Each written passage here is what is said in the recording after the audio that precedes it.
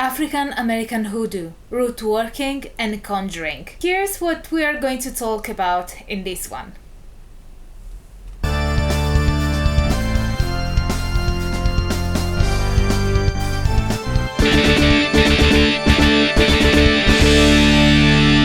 Hello everyone, I'm Angela and welcome to my symposium. I'm a PhD and a university lecturer, and this is your online resource for the academic study of magic and magic practicing religions and traditions. Today I'm going to make one of my patrons happy.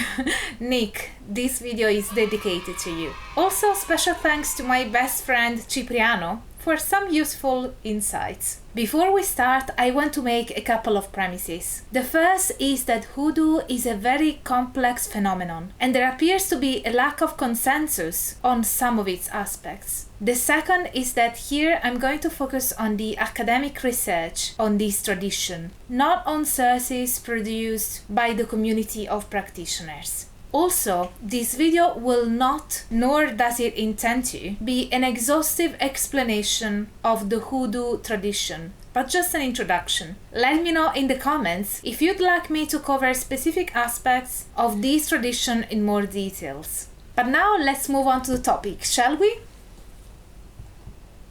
According to Hazzard-Donald, it is difficult to pin down one satisfactory definition of Hoodoo that may encompass all of its complexities. And yet she defines it for the purpose of her study as the indigenous, herbal, healing and supernatural controlling spiritual folk tradition of the African American in the United States. Hoodoo, also known as rootwork, conjure, conjuration, and even trickeration, is a complex and nebulous belief system with deep roots in the African American South. Boasting no dogma, ecclesiastical structures, congregations or religious hierarchy, Hoodoo is perhaps best comprehended as a way of understanding the workings of nature and destiny, as Wilson beautifully puts it. As such, it offers believers both a system of explanation and a system of engagement, a way to explain the often inexplicable workings of a word as well as how to act upon it. Usually, bringing about these changes in the word involves the use of roots and other plant materials. Hence the name rootwork. According to Maduro, the Hoodoo subculture within the wider Afro-American culture has become most organized and differentiated in the American South along the Gulf Coast. The most well-known Hoodoo centers known to his informants in San Francisco were in Texas and Louisiana, New Orleans and surrounding area, Baton Rouge, Shreveport, and Houston. These regions were settled by Haitian immigrants in the wake of the island's revolution in 1791. That's when a large number of black slaves were brought by their French owners to Louisiana, the nearest French possession. Yvonne Chireau sees Hoodoo as a religious tradition, more specifically as a vernacular religion, seemingly endorsing an argument quite popular among religious studies scholars, according to which the term religion should not only identify traditions resembling the Abrahamic or the world religions, but rather be more inclusive to the non-dominant, non-institutionalized, and non-dogmatic manifestations of religiosity.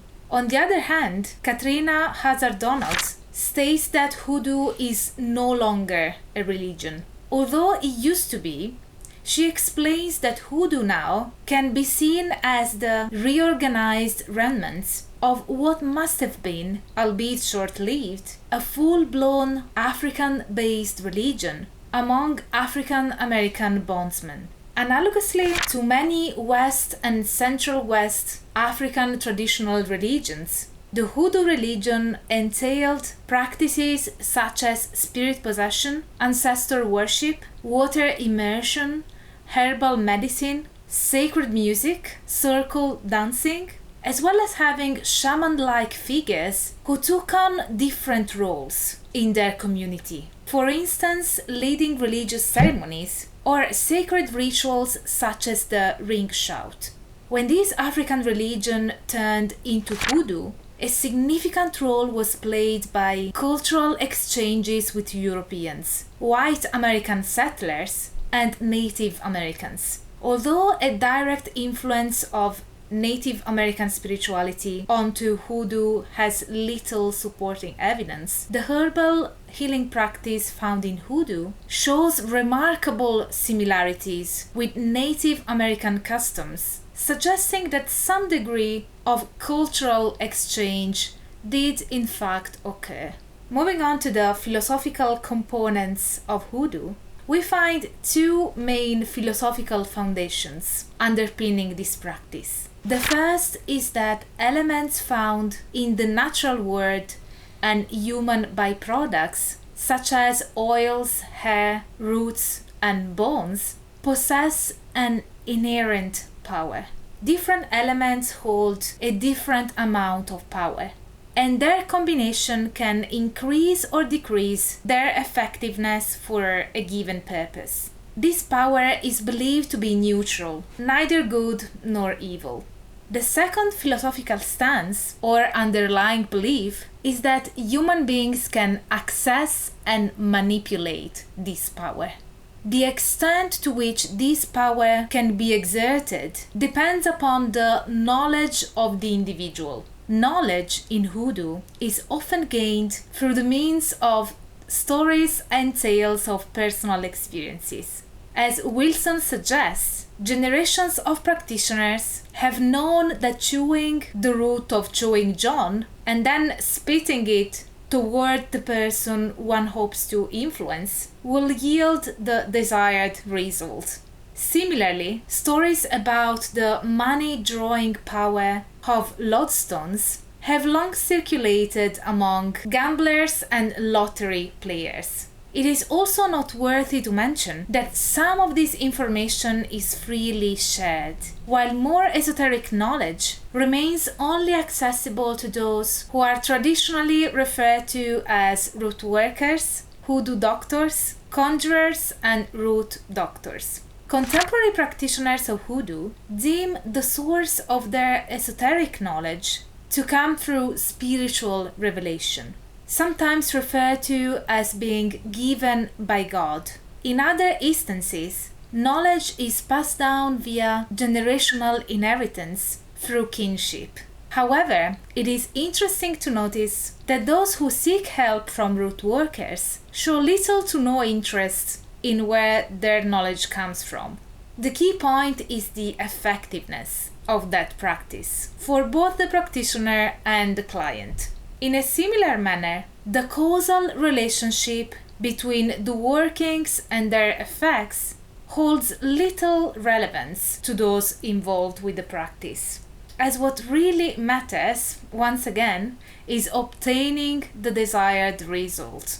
Another fascinating element of contemporary African American Hoodoo is its individualized nature. Alongside the absence of a pantheon of saints or spirits to seek assistance from, most root doctors practice alone rather than in groups or with other practitioners. Adopting an individualized spiritual revelation, traditional root work has no centralized body of knowledge and no authoritative text beyond the Bible. The set of practices in Hoodoo is quite varied, just as its now worldwide outreach that goes far beyond the United States. But these may be topics for future videos, granted you express your interest in the comment section. Before wrapping up, allow me to welcome to the Inner Symposium my new patrons. Thank you so much for pledging to my Patreon. It really means a lot to me. I'm so happy you joined our community. And you who just pledged, as well as those who stay pledged, have all of my gratitude. So this is it for today's video. Hope you liked it. If you did, smash the like button. Subscribe to the channel, activate the notification bell so that you will never miss a new upload from me. And as always, stay tuned for all the academic fun. Bye for now.